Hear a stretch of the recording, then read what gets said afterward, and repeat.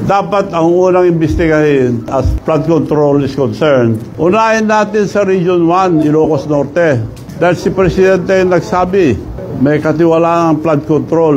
Ang flood control sa Ilocos Norte, panahon na ni President BBM, sino ngayon ang binibintangan? Diskaya. Ang mga kontraktor nila sa Ilocos Norte, Diskaya rin eh. Paano tayo maniniwala ngayon sa mga pinagsasabi din ng mga iniimbestiga? Mga kontraktor nila, maraming kumpanya. St. Matthew General Contractor and Development Corporation, 962 million plus. St. Gerard Construction General Contractor and Development Corporation, Alpha and Omega General Contractor and Development Corporation, St. Timothy Construction Corporation. Apat ito sa Ilocos Norte.